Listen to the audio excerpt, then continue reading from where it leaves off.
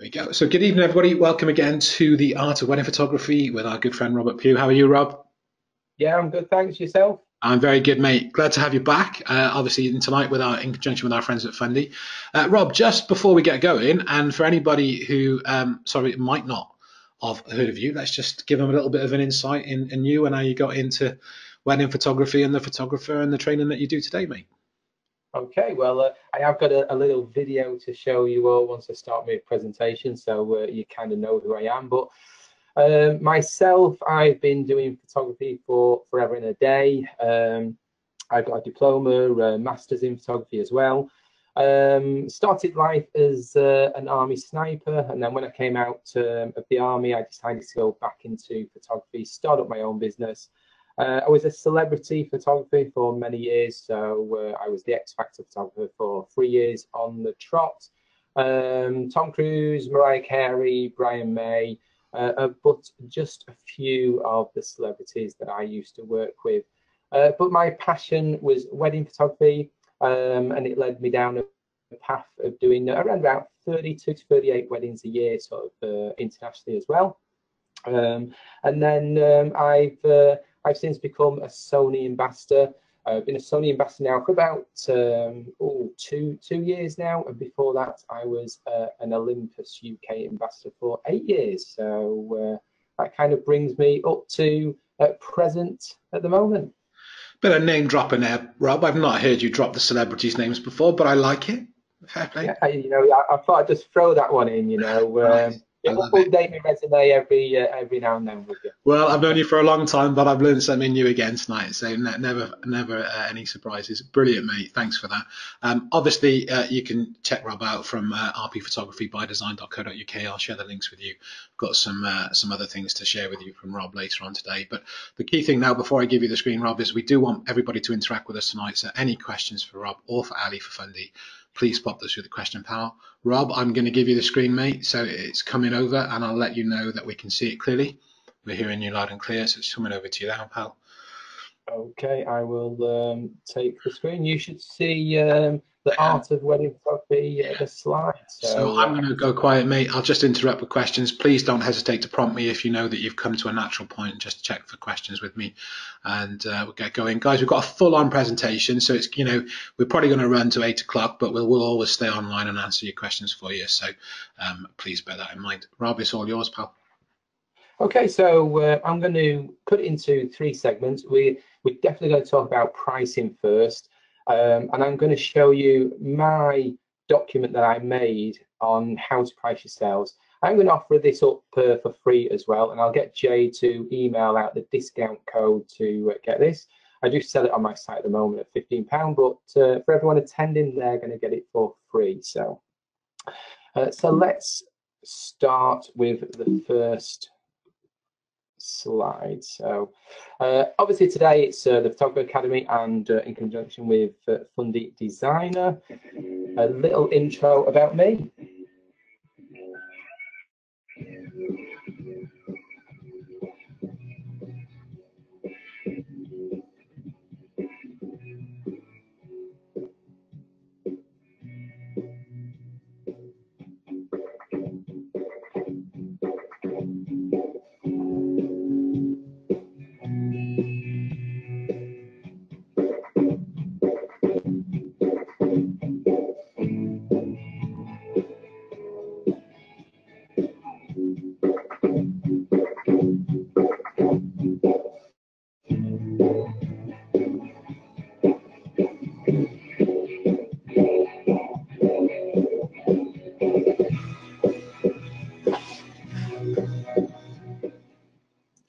Okay, so that's just a little bit about myself. So the topics we're going to cover today, how to price yourself and your business, so how to get started. And I've seen a lot of people, how they do this, and they're doing it the wrong way. Yeah, so hopefully I can shed some light on the proper way to do it.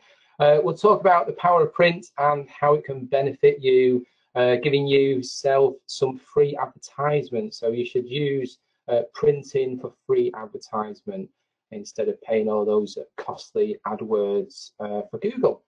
And then we'll also look at album design, the software to use, and my approach to it as well.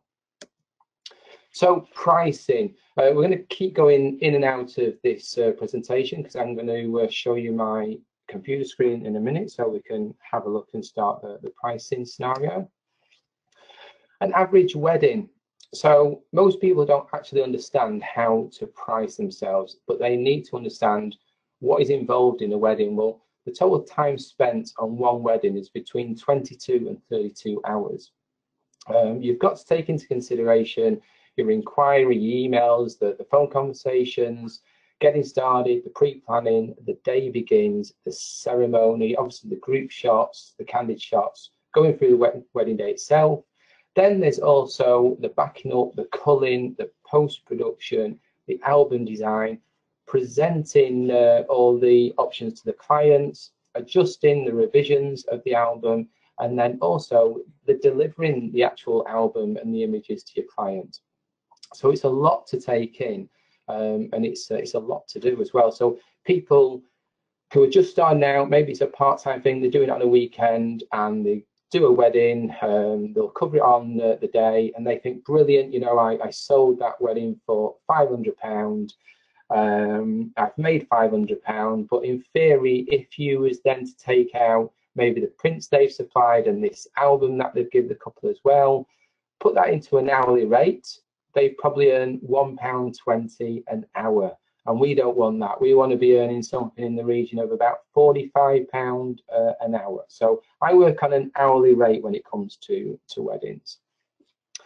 So my pricing is based on 22 hours total for my basic package. And when I say my basic package, this doesn't include an album. It doesn't include prints. There's no USB with it. This is for my time at a wedding.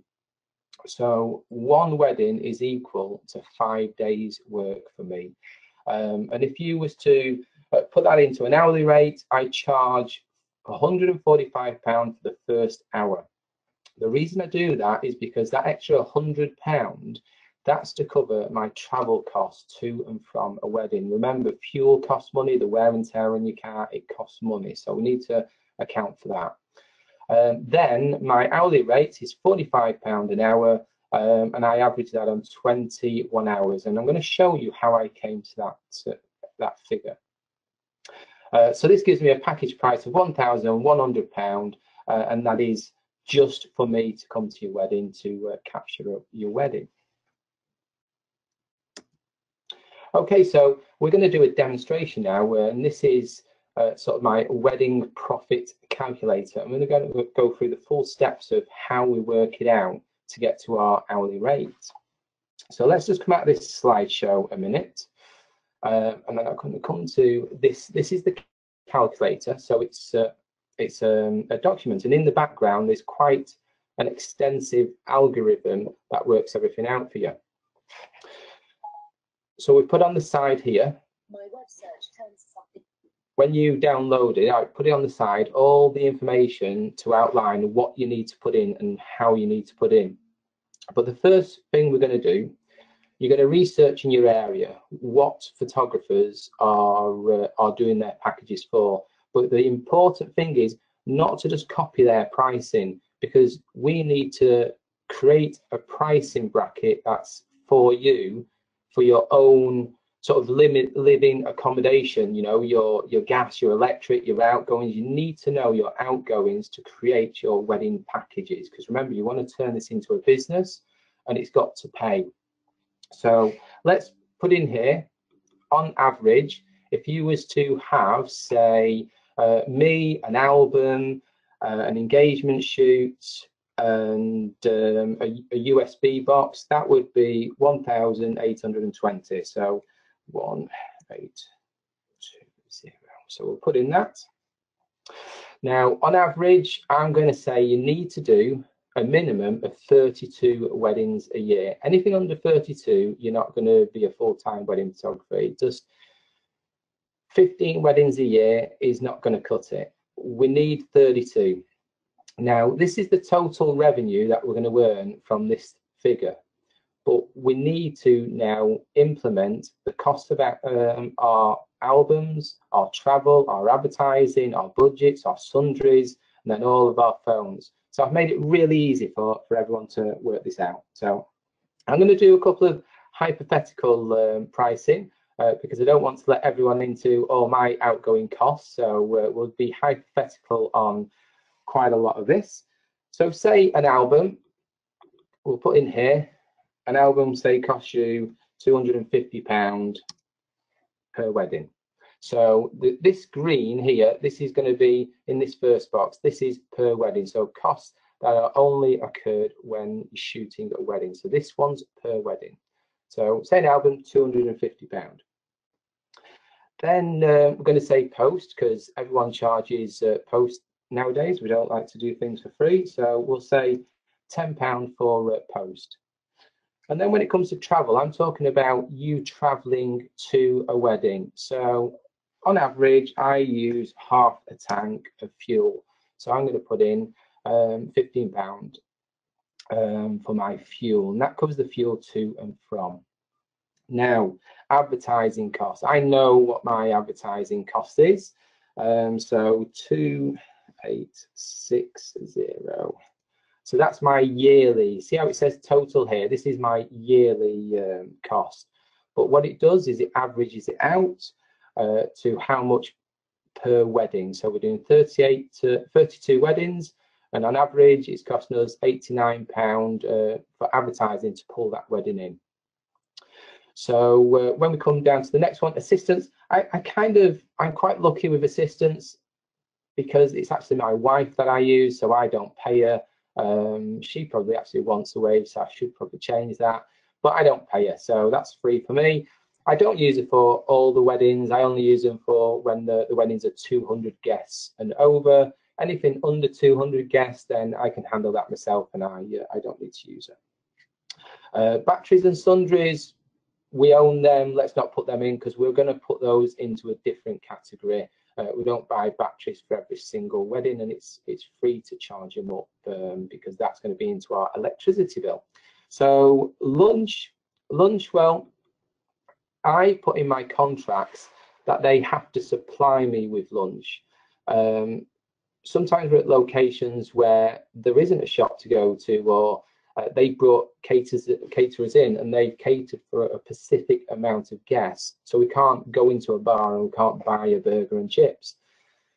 So that's why in all my contracts, it states that they have to supply me with one meal and one drink on the day. But just there is that small minority that you do have to buy your own lunch. So we will put in a budget of £15, and that can also be for, water on the day or any drinks that you need on the day. So that brings me to a total outgoing of £379 for a wedding, which sounds pretty good. But we need to now, and this is what everyone forgets, it isn't just these items here. We've also got these bills here. So these are fixed costs that are incurred no matter how busy you are, okay? So these are kind of a yearly cost that we'll look on. So a phone bill, I know what my phone bill is every year, and I'm talking about a mobile phone bill here. So 642, we'll put in there, 642. And we will now say broadband. I leave broadband blank because I basically put everything into the premises here. So electric, the broadband, gas, everything like that, I'll put into premises. Now, the reason I do it like this, I'm quite lucky. So I own the property. I don't have any outgoings on the property. So I own the property, and we have a purpose-built studio on our property. So because I do this, I then rent the premises to the business. So because I rent it, I set a figure of the business pays 30% of my household bills. So my gas, my electric, it pays 30% of it because obviously it's using the electric that's coming from the main house. And this is how you do it when you self-employ. You're allowed to charge 30% of your household bills. So we'll leave the first one blank. Then we're going to go to stationery. You need to give yourself a budget for stationery because you're going to have business cards, you're going to need paper to send out quotes. So I'm going to allocate £500 a year for stationery. So then after stationery, we've got insurance. Everyone needs insurance. You need public liability and indemnity insurance. This is an absolute must. A lot of venues now, they won't let the photographer even on their premises if they haven't got insurance. So, and also it's going to back you up. If anything happens, it's backing you up. So golden rule, get insurance. Insurance isn't that much. So I'm just going to put in £239 for insurance. Now, accountancy, I know what my accountancy is, so I will put that in, 1320. That's for my end of year accountants, and they also cover my sort of monthly accountants as well, where I can contact them. If I've got any problems, then they'll go through that at the moment. Normally for accountancy, end of year, you should be paying around about £500. But if it's a 12 months accountancy where you can contact them throughout the year, then you'll be looking at spending roughly about £1,300 on your accountants. Legal costs, I hope we never have to use legal costs. So let's just jump that. Legal costs are for if, say, someone's not paid you, and maybe you've got to take them to court to get the money or anything like that. But let's kind of stay away from that. We don't need to do that one. So annual equipment spend. So I'm going to put £2,000 in there because I like to spend on equipment. So I'm quite lucky with cameras and everything like that. Obviously, I'm a Sony ambassador, so I get those subsidised. So my figure, I think, is quite low. But you still need everything in there. Even though you bought your camera, you bought all your things, something happens, maybe a speed light breaks or something like that. So you've got to set yourself a budget for if anything happens. Remember, think about worst case scenarios. Okay, IT and software. And again, for this, I'm going to say £1,000. And again, laptops, they break, they don't last forever. So these two figures you could actually combine into one. So if I needed, say, a new screen, but I'd use that budget, I could actually pinch the budget from here. And then website hosting, everyone's going to have to pay this. So for me, it is £370. That's what I pay because I actually own the servers. It's a lot cheaper for me, so it's only the upkeep of the servers. So next we've got, unfortunately, banks like to take money off us, and my bank fees will be £200. And that is when you have a business bank, the bank charges you to put cash into the bank, and the bank charges you to pay checks into the bank. It also charges you for direct debits that you have on your business account. So remember that.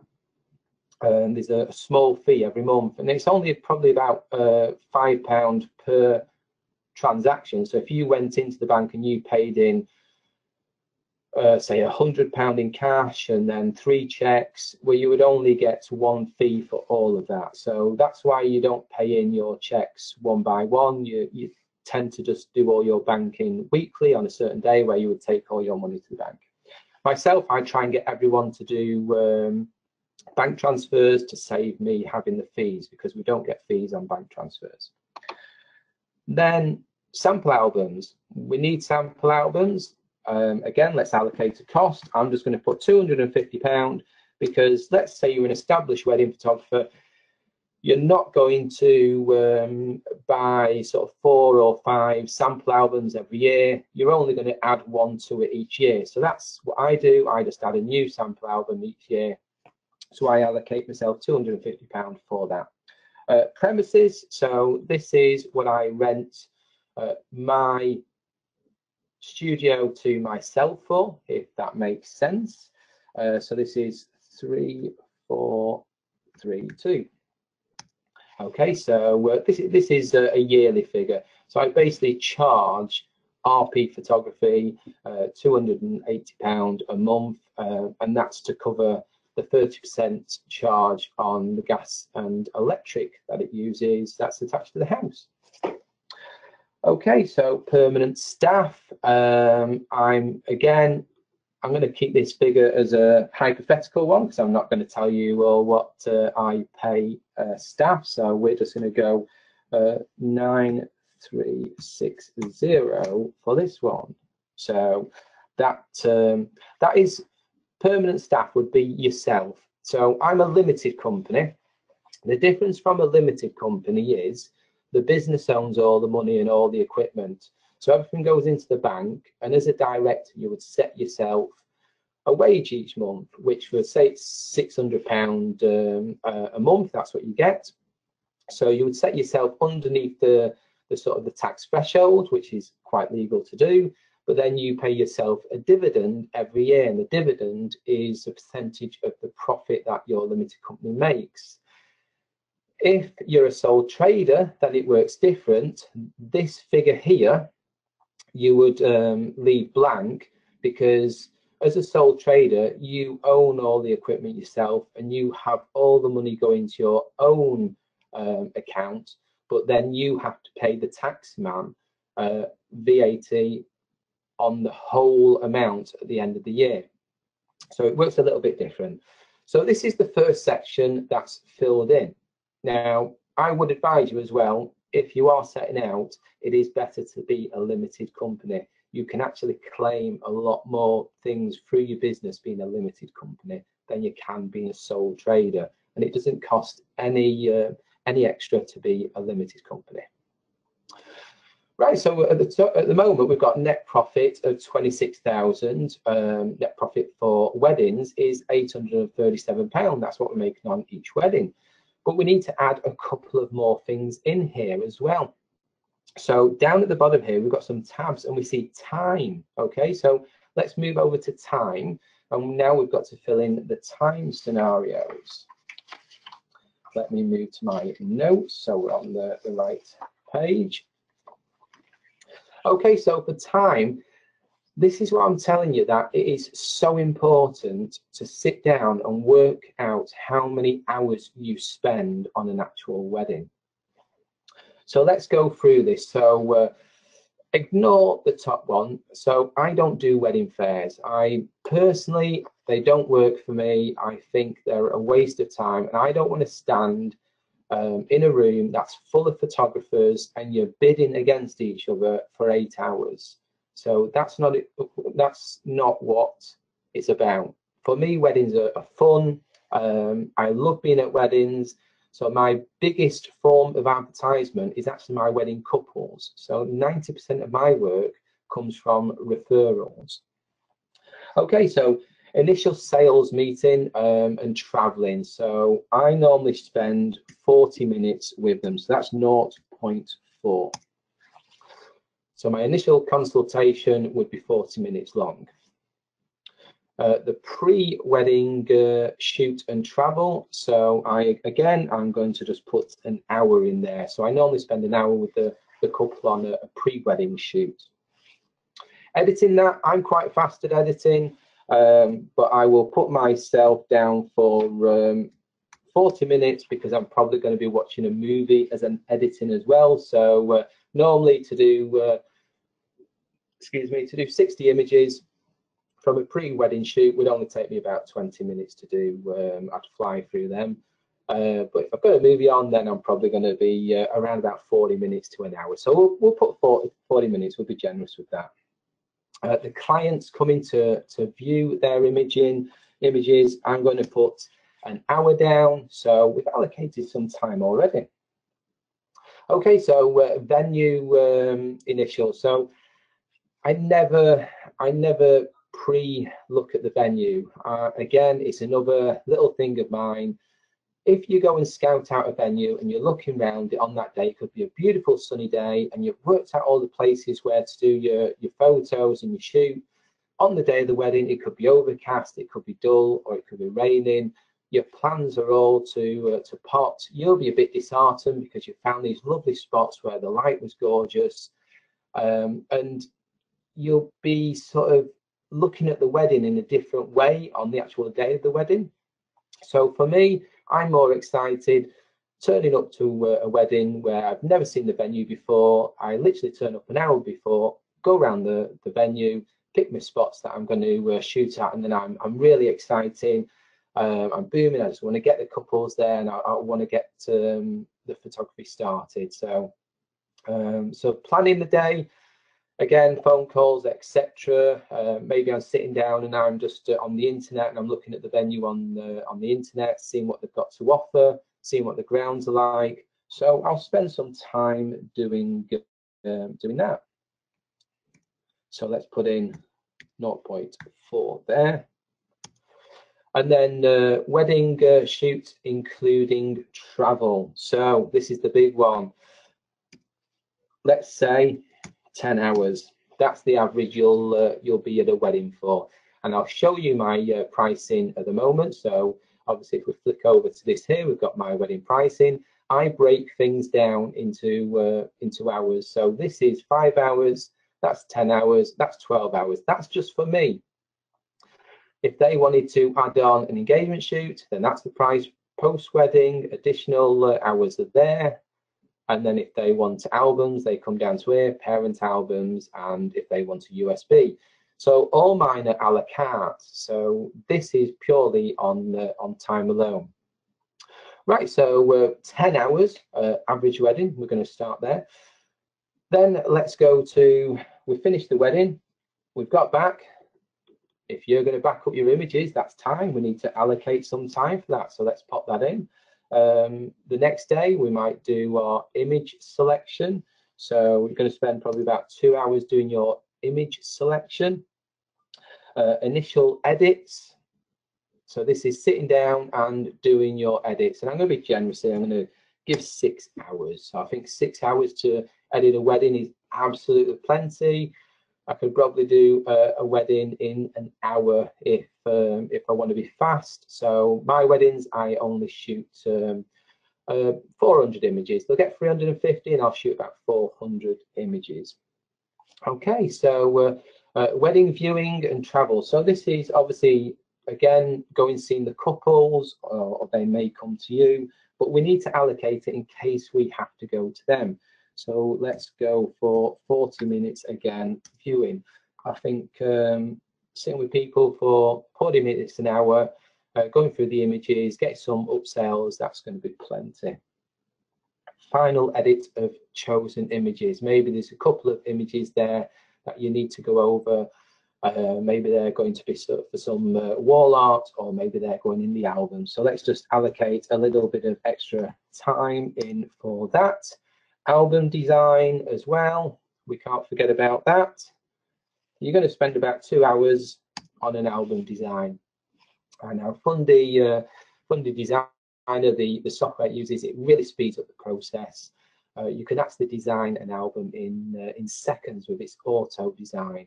So, but the time is not how fast it designs it. That time you're allocating is to you to actually pick the images that you're going to use in the album. That is one of the hardest things to do, is to really nail it down to something like 60 images that you're actually going to use in the album. I love all my images and I want them all in the album, but we can't put 350 pictures in an album. So then we're going to go for amendments. So let's stick an hour in there for amendments. So look at this now. Now we're getting somewhere, because at the bottom you see this total per wedding. So we're going to spend 26 hours on one wedding annually, based on 8 hours. So, and then look, we're average 5 hours, 5 days spent on one wedding. So these two figures here, these are the ones that we need to look at. So one wedding, we're going to spend an average of 26 hours. And one wedding will take us around about 5 days. So how hourly rate at the moment is £32.20. That's going to change, okay? Rob, can I just jump in a second, mate? The next one. Can I just interrupt a second, Rob? This is upsells. Yes. Sorry, mate, can you hear me? Yeah, I can hear you. Yeah. Rob, just back on the time bit, and it came through a Yeah, couple of times, so I thought we just want to clarify quickly. Obviously, where you said like 0.04 is 40 minutes, yeah, in an hour, is that the way that your spreadsheet is set up? Because no, that would be more like 0.67, wouldn't it? 40 minutes of an hour. yeah. So point four is 40 minutes. So that's how it's set up. Because the algorithm in the back of it is so complex. Point three would be half an hour. Point four is 40 minutes, and then one is an hour. So Perfect. Just wanted to good. I just wanted to clarify that because I thought that's what it was, but obviously a few people picked up on it, so thought we'd yeah, just get because that. if you change that anymore, it starts going on to the 15 minutes, and really you should be charging by the 30 minutes. So I thought it was the uh, algorithm, but we just a good point to make that clear here. Obviously that it isn't, done in minutes or hours and that. Thanks, mate. Back to you. no problem. Okay, so upsells. Upsells are brilliant because that's where we will make our extra money. And so let me go to my notes on the upsells. So again, I'm going to just make this wider so you can see everything that's coming along here. That should fit it all in. So upsells, estimate the average revenue earned per pre-wedding. Okay, so this is just each wedding.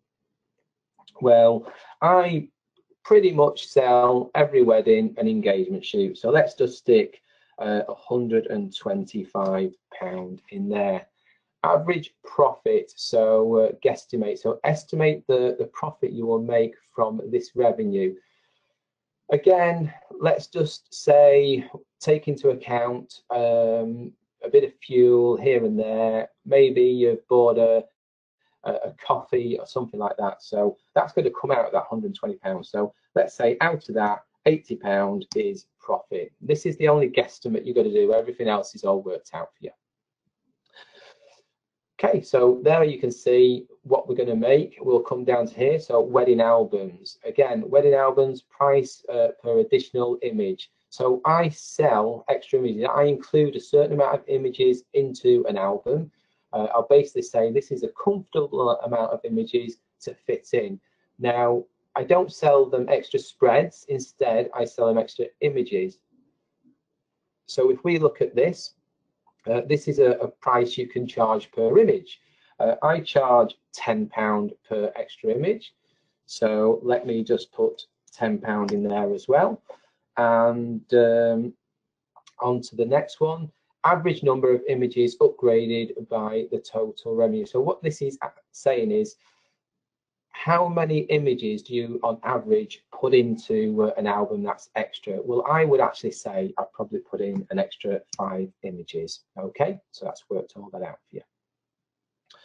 Right, so on to the next one. Additional items. Okay, print sales and revenue, family and friends, everything like that. Well, this is kind of a hard one to do. I do a lot of sales through the SmugMug site, where they host the gallery and they can order prints directly from Loxley Colour in there. And plus then there's the prints that I've actually printed myself when I print A3 prints, and the couple come along to view their images, and I kind of sell them a sneaky print there. So I'm going to put here £100, because that's what I probably do on each wedding. I probably sell £100 worth of just digital downloads, I'm going to call them. Okay, and that's given me an average profit there. High-res CDs. I should change this to USBs really, because no one really uses CDs. So high-res CDs. This is talking about the percentage of clients that buy a CD or a USB. So in my package, to buy a USB is actually, it's extra, and near enough every couple buys an extra one for mum and dad as well. So in here, I'm going to put the price of that. So they're £195 for an extra USB. And I'm going to say that 20% of my clients actually buy an extra USB for mum and dad. Okay, so that gives me the profit there. It's worked it all out. So now it says the total net profit from upsells is 9,480 a year. Okay, everyone seeing that? Okay. Now the final pointers. Here we go. This is now a business. So what it does now, we'll go back to here. It actually looks at all of these figures we've put in. It calculates the time we're working on a wedding. It calculates what our upsales are. And it gives us our final business. So our final business is we make a year a total profit of 36,195, and it says our hourly rate is £44. It says our profit per wedding is £1,131. So this figure here has come from this figure here. So this is what we need to charge for our weddings. And if we charge this for our weddings, and if we target ourselves to get 32 weddings a year, then we will make a total profit after paying all our bills, our phone bills, our rent, our wages. We'll make a total profit of £36,000. Okay, that's from pre-upsales profit is 26. And then upsales is 9,400. So this is weddings, that's upsales. That's what we make, and this is now our hourly rate. All I do is, it says there 44. I just like to round it up because I like round figures. So I'll say £45 an hour. So there you go. That is how I've calculated my hourly fee, and that is how I price my weddings. Have we got any more questions coming in there, Jay? Just a couple, mate, but I think I've answered them. But one of the things that just came up when we just touched on the USBs and that, and obviously saying how does it work if they just opt to buy the USB? Just to be clear, Rob, the USB is only available once they've bought your initial package of your time and an album, right? That's right. So you see, if we go back to my pricing here, say they pick this one, 1,100. That's for 10 hours. That is literally just me at a wedding. And then say they pick an engagement shoot, and say they go, oh yes, we want a USB as well. So they pick this in. That is all in this price here. Because if you add 195, 125 for an engagement shoot, if you add an album at 132, and then my price, that works out at 1,820. So that's obviously including this. And then if they do an upsell, because remember in this section, this is upsells. So this section here, this high-res CD, which should be actually called USB, I will change that when everyone gets this form. It will say USB. This here is if you sell an extra USB to mum and dad. Okay. So that's why here, total profit from CD sales. Sorry, here, what percentage of your clients buy a CD? So you see this 20%? That is saying that 20% of my customers will buy an additional USB to give to mum and dad. Because the USB comes in a lovely wooden box, and it comes with 30 prints, 6x4 prints in it, and a USB. So it's not just a USB on its own, they actually get 30 prints. So quite a few customers will actually buy that as a thank you gift to mum and dad as well. So that's why it's on a separate column here, £195, and 20% of my customers actually buy that for mum and dad, which makes me a bit more of a profit each year. And then that goes towards my final hourly rate. So obviously I do push it when I'm talking to my clients. I mention about giving mum and dad a USB as a nice thank you gift. So you've got to mention it to sell yourself. Does that answer that question? It does, mate, but it's sparked a few new ones. So let's just make sure we answer them because obviously, initially, really, we are talking about the power of print. So the key thing really is, these are upsales, but obviously you do sell the USB package. Just to be clear, these aren't low res images. If they're paying for it, they're getting the images right. They're not watermarked or anything like that. No, they're not watermarked. No, they get the images. You shouldn't watermark your images. Really, they've paid for them. I know people are very big on watermarking and rights, but they paid you to cover their wedding. So in theory, those images are the clients, and I'm happy for them to have them and do what they wish with their images once they paid for them. And obviously, just to clarify, obviously we've based this on the sort of package that you've come up with, but of course this isn't in gold. Obviously, we're talking about albums, we're talking about USBs. Some companies, you've already said, offers prints. You've said you've done that yourself through SmugMug. So you just come up with what your package includes and what you're going to sell as an upsell, right? This isn't gold, and this is just what you've decided to do in your business. Yeah, so this is actually based on my site and on my prices. So if people have this, they just need to put in their figures and it will calculate everything. Some people will be shocked because when they get to here, if they put in their wedding pricing figures and all their outgoings and incomings, they might see this figure saying £18, but that's what they're earning at the price that they're selling their wedding package out. They may say this figure might be £56. Well, then they're quids in and they're making a big profit. Yeah, absolutely. So while we're still on it, because you've opened up a massive can of worms, mate, the USB and the nice boxes, who do you prefer as a supplier? Wooden Banana. So they all come from Wooden Banana, which can I just quickly show you suppliers? Without my glasses on, I can't find it, but I will. No, Rob, we're going to run out of time, mate. But we've told them what they need. They can go and find out that Yeah, so it's called Wooden Banana. So right, I'm going to crack on. So I just need to go back to this now, and let's load up this. How are we doing for time? Yeah, we're a quarter to 8, mate. I told you I taught for England. So there you go. Price yourself right. Once you get the code, head over to my site and you can download that for free. It's normally £15, but you must price yourself right. I'm going to speed through now the power of print. Okay.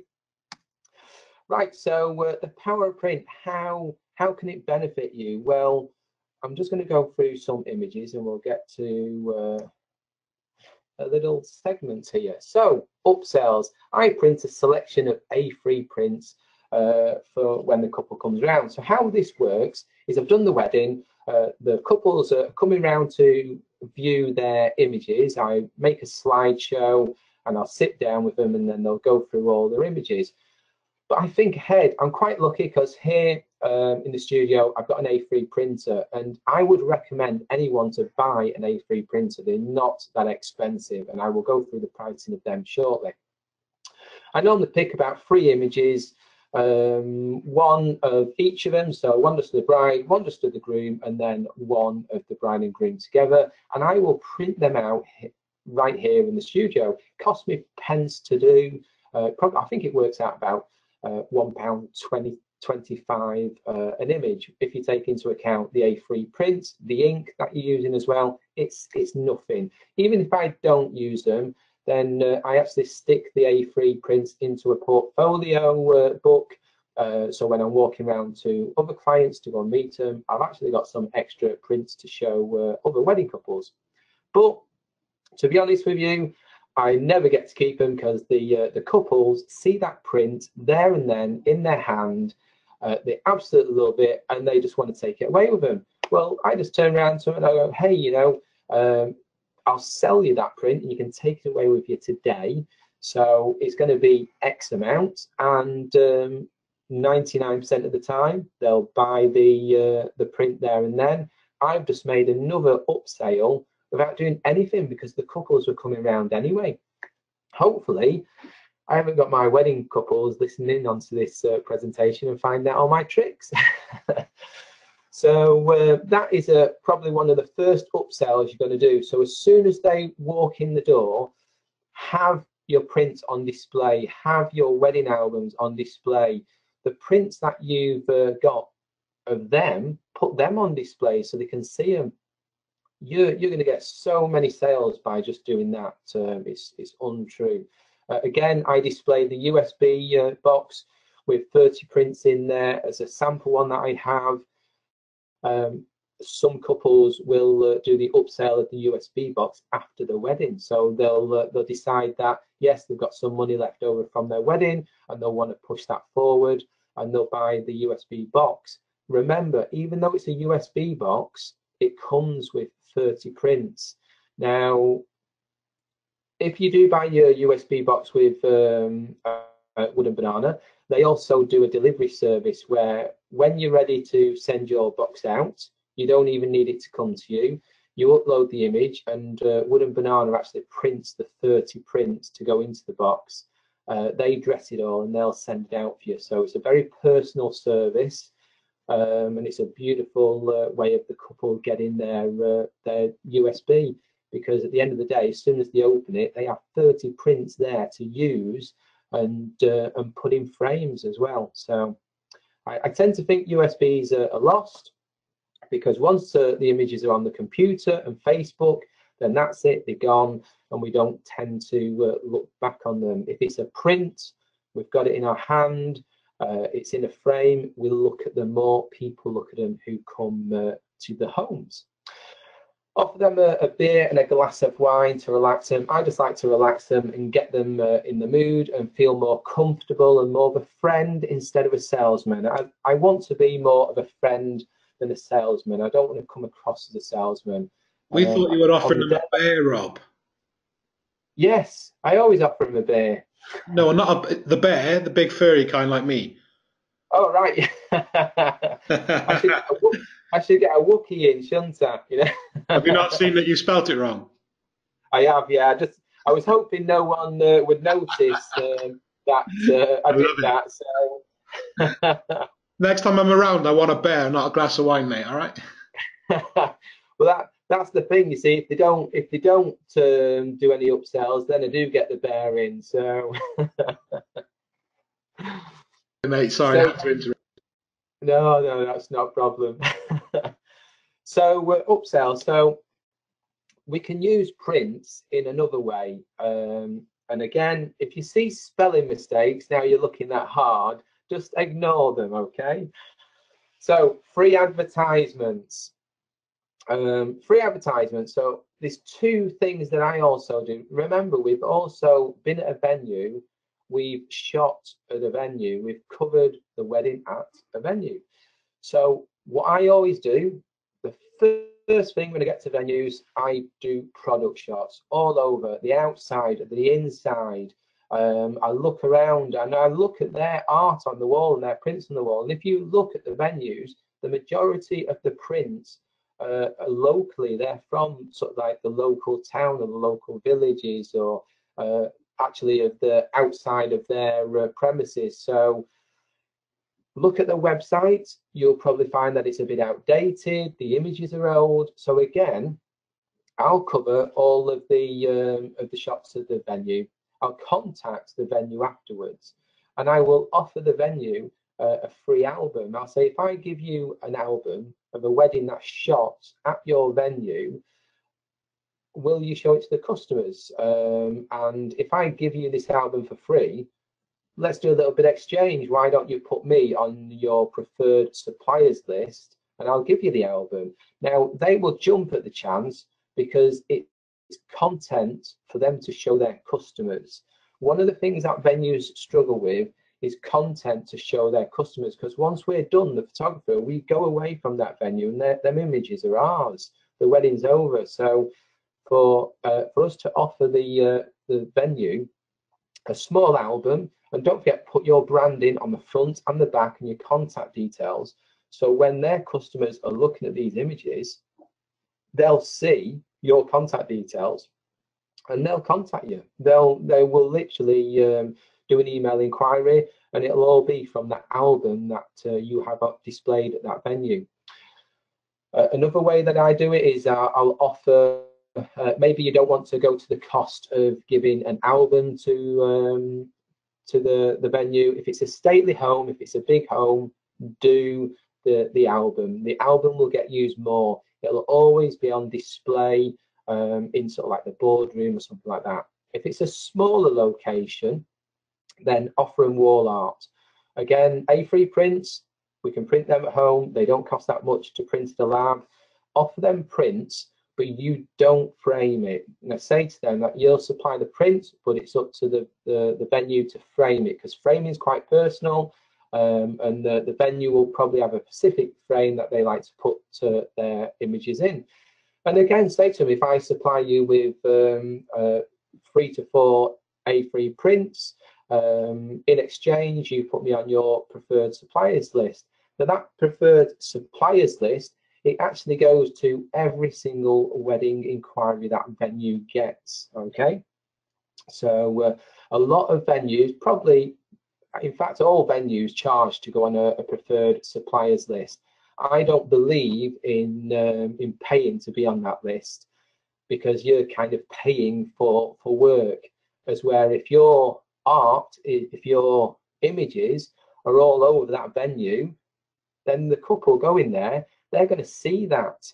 And I always put on the wall art, I'll put my website in small letters at the bottom left hand corner. So if the couples are walking around, if they see that, they don't even need to ask the venue, they can see who it's from, and then they can contact me. So free advertisement from creating prints, and we all want free advertisements. So invest in your business. Remember, it is a business. You want to work for yourself. You don't want to be a photographer that only works on a Saturday and Sunday, and you've got to go to your daytime job Monday to Friday, because in theory you're working 7 days a week. We don't want that. You know, we want to have a life. We want to spend time with our family. We want to go on holiday.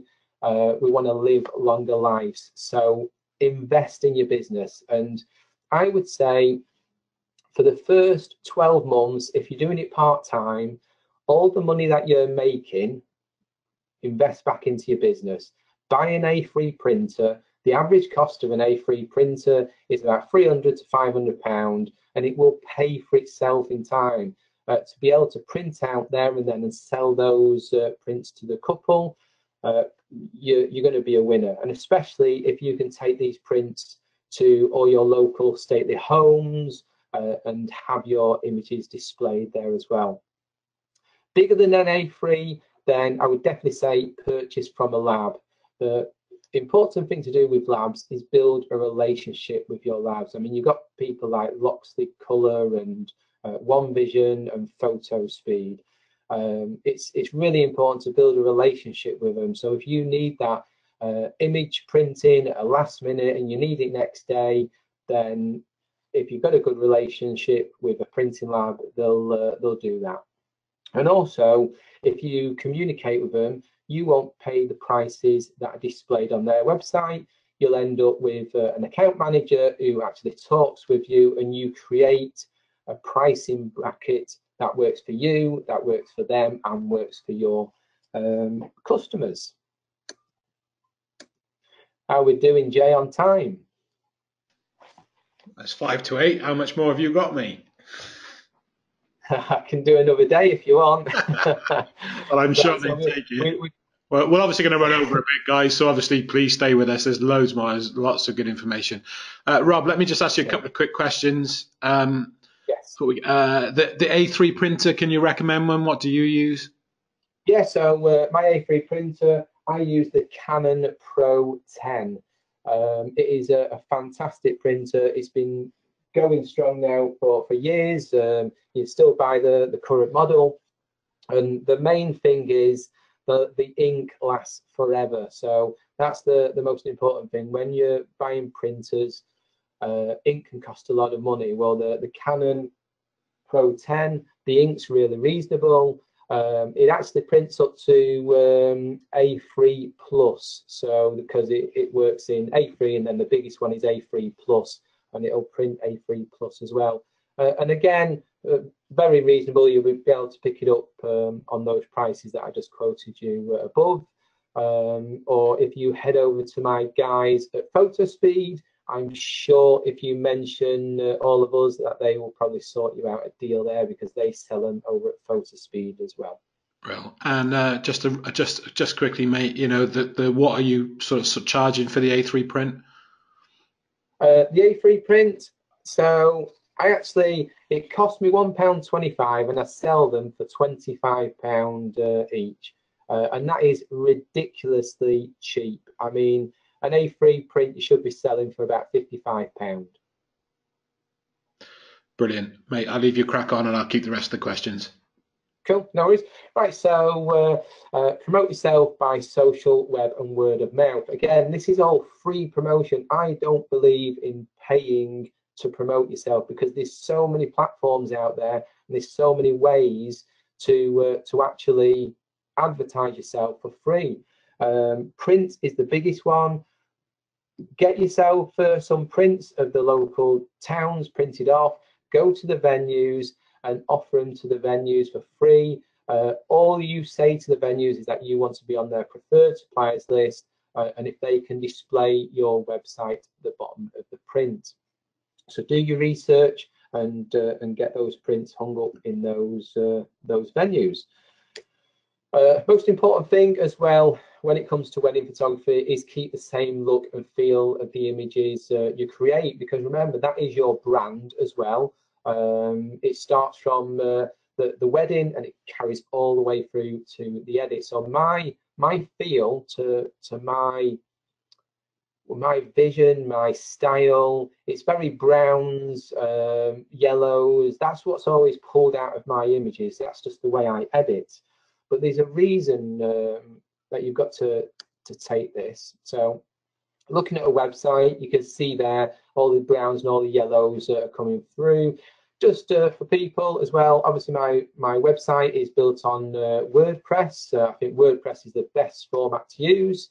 My theme is through Flow Themes. They actually sell themes that are dedicated for wedding photographers. And then my branding, my logo is, I had specifically designed. There's a reason for the design. So this comes to prints as well. So every time I send a stationery pack out to my couples, and don't always use email. You know, everyone communicates by email, and it's lost in there. You want to send an information pack out, and the information pack wants to have a quote in there, and it wants to have some of your images in there. So I always include this here on the right hand side. That is a postcard. It's a 4x6 postcard. It's got an image on, and it's in the pack, and on the reverse of it there's another image. So when they pull it out, they're already seeing images from me. I want my pack, my info pack, to blow them away. So when they get other people's quotes, that's just a letter and a quote, they pick mine up all the time going, wow, this guy sent me you know, these stunning images, I love them. This is a trifold, this one on the left hand side. Most important thing, I'm going to go back to this. When you do have things printed, do not put your pricing on any of it, because if you change your pricing each year, which you will do because of inflation, then all this money that you spent on all this branding and all the leaflets, if you don't use any of them in the year, then you have to throw them all in the bin if you put pricing on there. So don't put any pricing on. Your pricing is done on your quote on your A4 paper that you printed off. Business cards. Again, when it comes to business cards, I have square business cards, and the reason for this is if people have picked a load of business cards up off wedding photographers, normally the normally business cards are half the size of a square one. So if you've got mine in your stack of business cards, mine sticks up higher than everyone else's. So therefore, which card are they going to pull out the pack? It's going to be mine because it sticks up higher than everyone else's. So it's a bit of a subliminal card. It makes you pick that up first. I'm going to jump past that one because we've not got time to watch a little movie. Album design, we made it.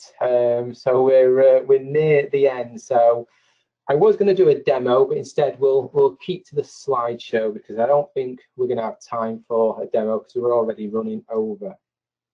So in the UK, I use Folio albums, and in the US, I use Theneo albums. So both spelt with an F, very easy to remember.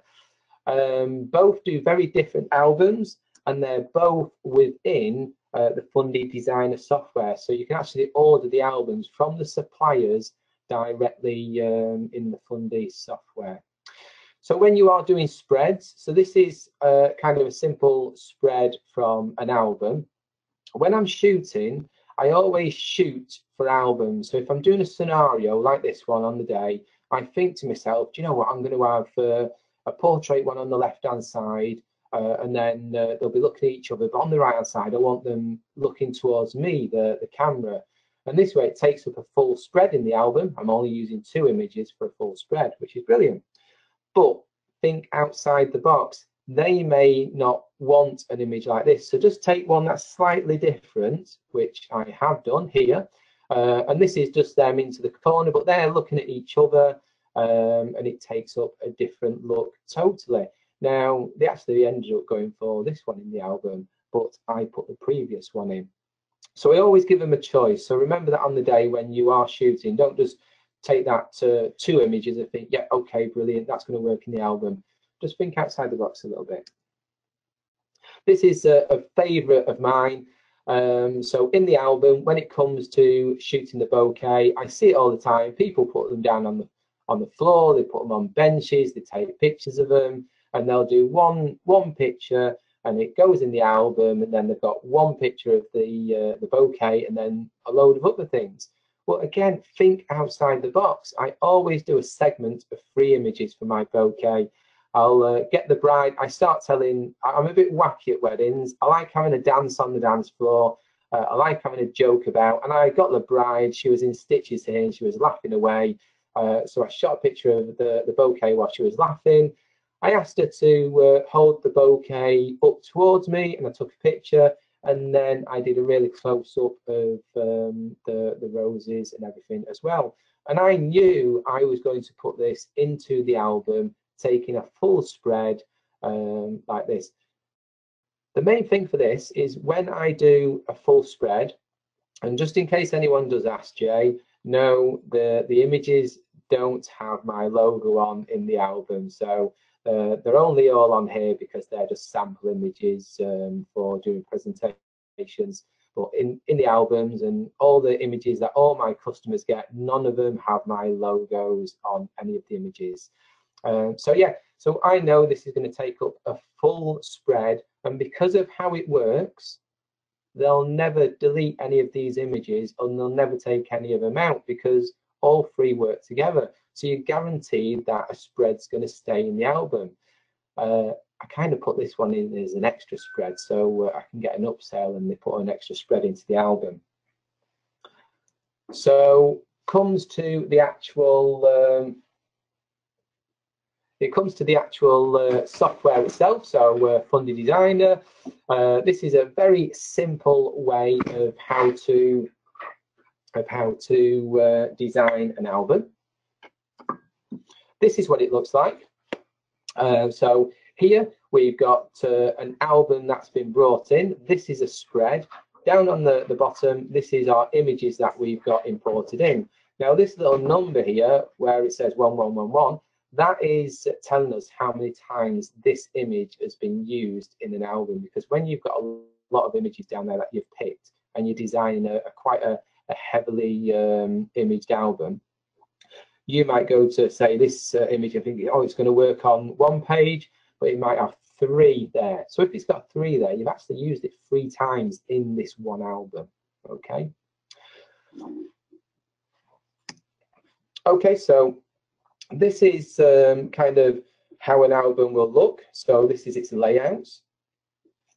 You can actually pick from each different layout. So this is one set of images, but it's showing you different layouts that you can pick to insert into an album. So maybe this is on the auto design. So maybe I like this one, I can pick this and it'll go into the album. And then I might want this image dragged over to here. So you just simply do, let's go back. You simply just get hold of it, drag it over, it'll resize, and you can resize every drop zone as well. So I would definitely say you've got to head over to Fundy and download their software to give it a go.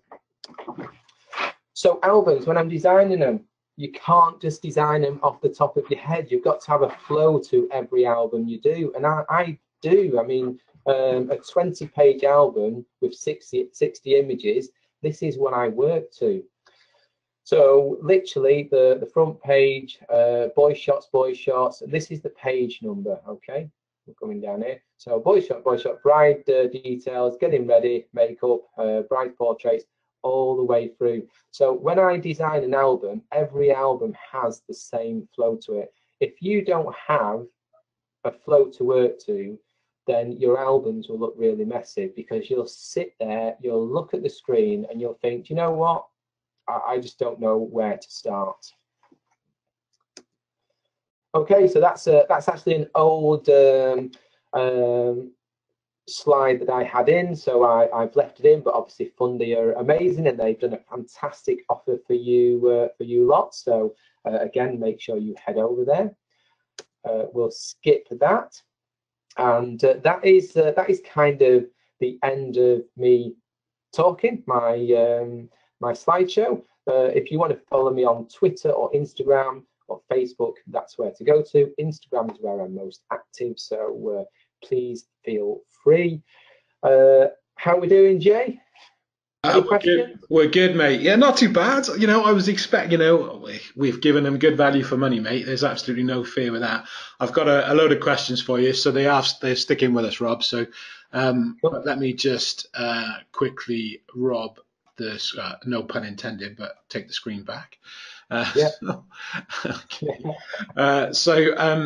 Right. They're not in any particular order, Rob. I'll just go down the list and we'll make sure we tick them off one by one. I thought this was quite nice, and we might as well address it. Any particular reason why you switched from Olympus to Sony? Yeah, so basically I've been with Olympus for 8 years, and it's just like anything. You get a bit tired of the same old. The menu had never changed. I was shooting with micro 4/3. A lot of my clients, I'm not talking about weddings now, I'm talking about my corporate clients, and especially when you work with agencies, they was requesting bigger file sizes. So when I was with the X Factor, a lot of my work went on billboards. When Tom Cruise was here for the launch of Oblivion, I was his photographer, and again, stuff went on billboards and in Hello magazine. And they was requesting huge file size, which with micro 4/3 I couldn't get to. I was literally upscaling my images in Photoshop all the time and then sending them on, and I decided that it was time to move back to full frame. I did a lot of research. I mean, I started with Sony many years ago, and for me it made sense to go back to Sony because I wanted full frame, but I didn't want a big bulky DSLR camera, and the Sony A7 series are the same size as the Olympus EM1 Mark II. So for me it was a better fit, and now I'm using a 42 megapixel full frame sensor that's still the exact same size as what my micro 4/3 was. So yeah, so it was a business decision. It was a little bit personal, I would say, probably 10% personal, but it was more of a business decision than anything. Brilliant, mate. Thanks, bud. Oh, this was interesting. Have you always offered an a la carte pricing system, or have you done packages in the past? have you sort of moved through the ranks to get where you are, mate? Does that make sense? Yeah. So I used to offer package pricing, but it literally up until last year, I was on package pricing. The majority of all my customers that contacted me in an inquiry was asking for a specific quote because they didn't want a certain item. Maybe they didn't want an engagement shoot, or maybe they did want an engagement shoot, or someone didn't want a USB, they only wanted a digital download. So what price would I do for that? And I was getting quite a lot of customers who got married abroad. They wanted me to be their photographer, but I couldn't do their wedding because I was already booked to do another wedding. So they was doing not weddings, but kind of like an after party when they was back here in the UK, where they still put their dress on and they invited all their family and friends round, and they had a blessing. I'm going to call them blessings.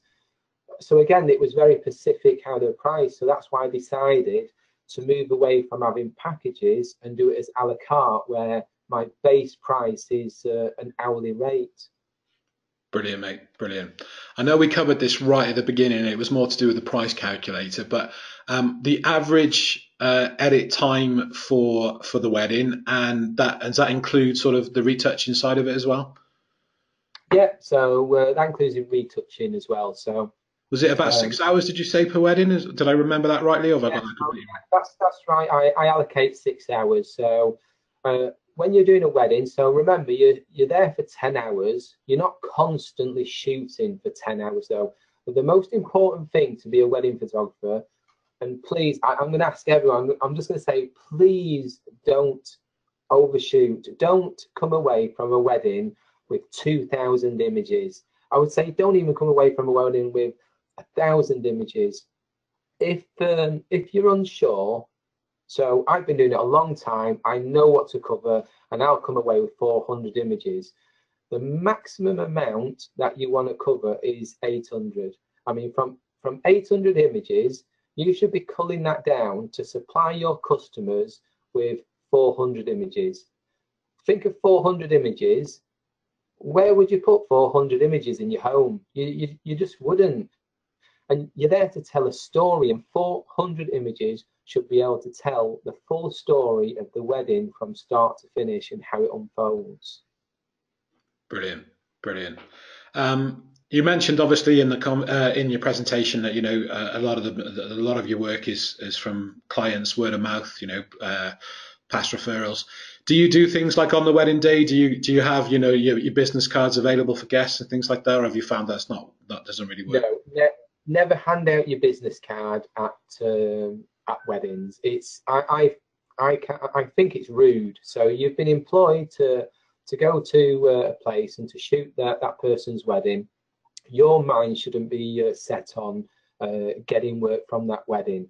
If you're yourself, if you're bouncy, talk to people. Don't be the photographer that just stands in the corner and walks around the dance floor.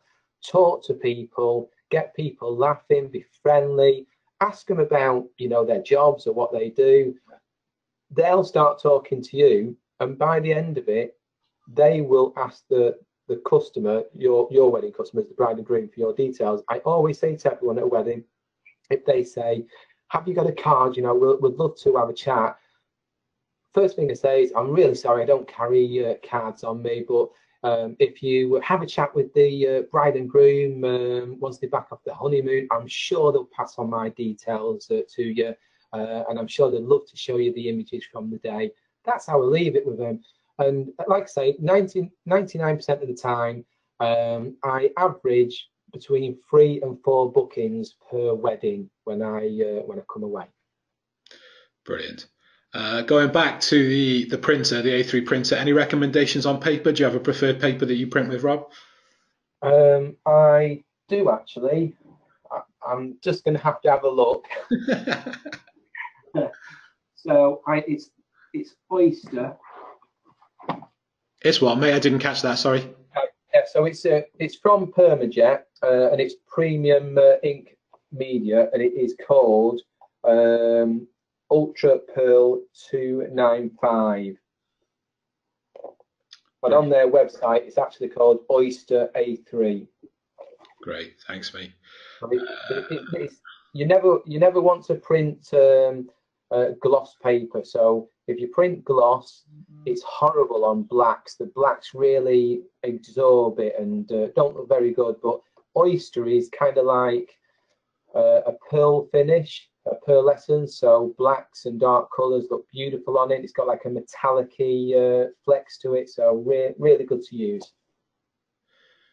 Brilliant, thanks, mate. Just to clarify then, when you proof the album to the clients before it goes to print? Always, yeah. So again, I use Fundy. They have their own proofing system. It's brilliant. So you export out of the Fundy album designer, upload it to their proofer, put in the client's email, and Fundy takes care of everything. They'll send an email to the clients. The clients go on the proofer site. They can virtually turn the pages of the album, and then they can leave comments on each individual image to say that they want this one removed, or this one added in, or maybe this one made smaller or put down to the bottom. And then once the client's made all their alterations, they hit a button. I get notified of all the changes, make all the changes, and then I can reproof it to them. And it's important to use a software like that, because once the album's approved, the client has to press an approved button. So once you make the album and it's delivered to them, if there is any mistakes on the album and that client says, I didn't do that, then you can go back to that proofer site and you can actually say, unfortunately you did, because it's there and you've approved the spread. So I've only printed what you've approved. So if you don't do that, then you're going to end up billing out a full cost of another album. So always use a proofing site, because it's proof that your clients have agreed to send it to print. Brilliant, mate. Favorite lenses for shooting a wedding? I only use two, and it kind of blows people's mind. So you look at all my images, and I only take two lenses to a wedding. That is a 35 and an 85. So I use the 35 f 1.2 FE mount for Sony, and then I use the 85 f 1.4 G Master lens as well. Well, I don't know if this is a question or a statement. When you were talking about the album itself, it's coming as 20 spreads, not pages? Question mark, I think. It's 20 pages, and that's 10 spreads. So 20 pages, 10 spreads. Well, thanks, mate. Do you have a choice of flash that you use on a wedding day? I do. So I hate to shout out names, but I'm the Photix ambassador, and I use their flashes. So the Photix Metros Plus. The reason I use them is because they're wireless. They've got 2.4 gigahertz built in. So I take 3 flashes with me to a wedding. So when I'm doing the dance scenes, I stick 2 flashes up in each corner that are zoomed into 70 millimeters, and they're set on 1/8 power. And on the top of the camera, I have the other flash, which controls the 2 other flashes. So I get a really nice, clean sort of backlit but front lit on the bride and groom image. Brilliant, mate. We're getting there. Only a couple left now, bud. This is just a question to you, really. What percentage of your photography work is still weddings in comparison to what else you do? Yeah, wow, that's a good question, actually. I would say wedding photography is still about 60% of my business. So the other 40% is portraits, and then training. Obviously, everyone knows that I do a lot of training up and down the country and across the seas, and that does take up a lot of time. So yeah, training and portraits is coming in third, but it's still 60% of my business is weddings. Brilliant. I think you touched on this, but good advice for when starting your wedding business, because obviously word of mouth and referrals aren't there. So I think obviously you touched about getting in with the venues. Any other sort of good tips on there? Get going. Get going. You want to create a portfolio. If you're starting from sort of scratch and you haven't got a wedding portfolio, people want to see images. So please, when I say this, please don't bombard my email inbox, because I have so many of them and everyone goes on a waiting list. But you want to contact wedding photographers that are around your area and basically just say to them, if you're looking for an assistant, I'll be happy to be an assistant for free. If obviously I can take some images at the wedding, and like I say to everyone that I take on, they're welcome to keep the images that they take, as long as they're my assistant on the day, sort of carrying my bags, helping with the lighting, and helping set up. So that's how I've set up photographers in the past. I probably only do it now about 2 or 3 times a year, where I invite someone along to a wedding to be my assistant, because I have my own assistants. But that's kind of how I started. When I know I needed an assistant, I invited new photographers that wanted to get into the wedding scene to be my assistant for free. In exchange, they could keep the images from the wedding. Brilliant. I'm not sure if I missed something or what you just said, but I'll ask the question, and if it doesn't make any sense, we'll just move on. What is Dog's view of Pro 100s? What is I would imagine that said, what is Rob's view of Pro 100? There you go. It's probably what it is. Yeah. I guess. What is your? Yeah, that makes sense. But it has written as Dog. So what is Rob's view of the Pro 100s? On the Pro 100s? No. If you're No, still I with don't know. us, and if you can elaborate, we'll happily answer it for you. But we've only got a couple of questions yet, and we've run way over, so we won't be Yeah. online too much longer. When starting, do you recommend heavy discounts, or should you believe in yourself from the start with your pricing? So don't discount yourself, because you're undervaluing your own work. I only offer one discount, and that's for winter weddings, because in December, January, and February, that is my quietest time of the year. So all the way through the year, I'm stoked with work, with training, everything. But December, January, and February, I'm kind of quiet across the board. So I offer a 10% discount on winter weddings, but that's it. And that is only because I'm quiet and I just want some work to fill up my time.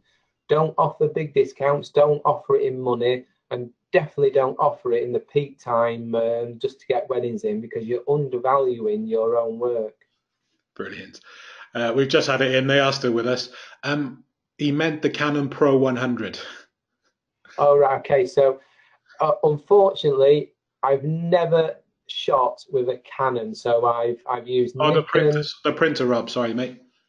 Oh, sorry. So the Pro 100 is basically the same as the Pro 10. They're kind of the exact same printers.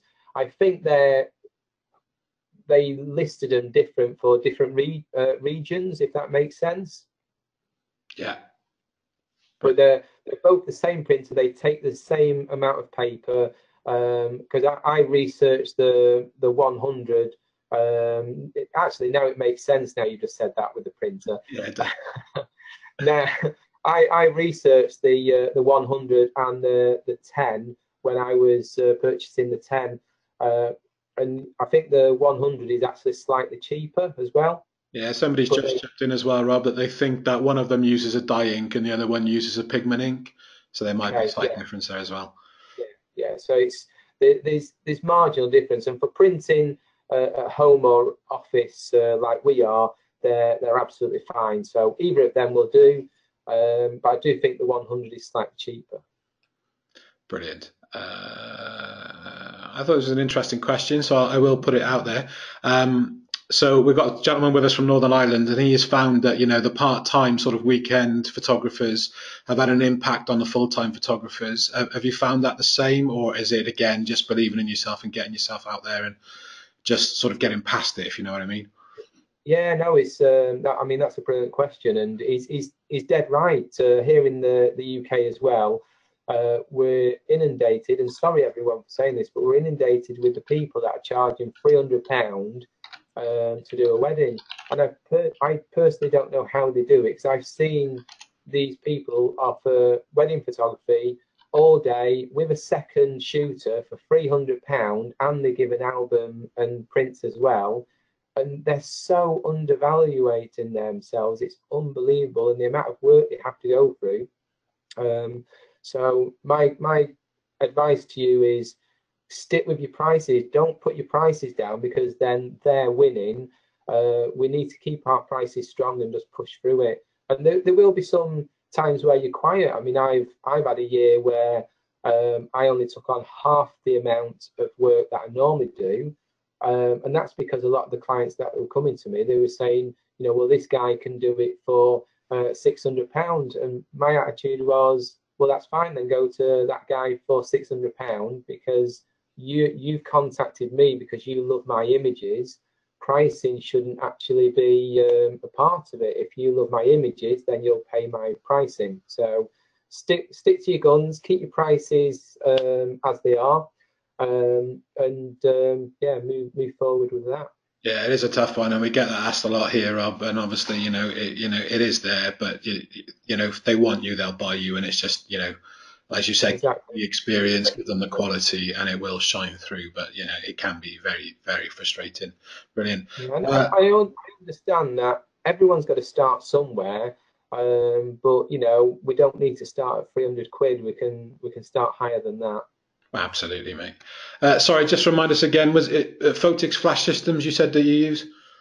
Yeah, Photix Flash, and it's the Metros Plus, because they have the built-in 2.4 gigahertz and they're full TTL as well. Brilliant. These are the very final two questions, Rob, because otherwise we are just going to be stuck here. But they are the last two in the panel. So, guys, obviously we'll have Rob back in the future, and he's often in the magazine and on the site, so we can definitely run more of these for you. Any plans for you to be running any work? I know I mentioned this today. Any upcoming workshops of your own, mate? I know we've got some in the pipe work or in the planning, isn't it? Yep, so I've got, obviously I'm in talks with you guys to do some workshops there. I've got 3 wedding workshops that I'm going to be running this year as well. They're not live on the website, but they will be going live in the next couple of weeks. I'm heading up to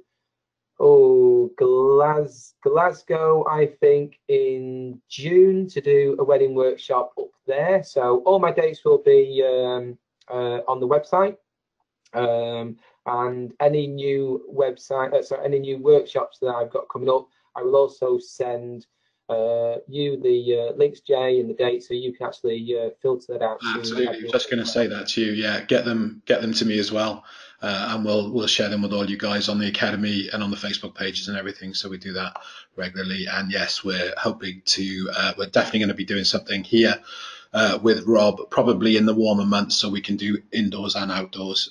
But we're definitely in the planning for that. So we'll be doing something here based at the studios just outside Cardiff in Wales for you guys as well. Somebody's already saying, great, Glasgow, I'll be there. So you've got one already on that one, mate, as soon as you've put that live. So my wedding workshops are full on, so you'll definitely enjoy that. Excellent.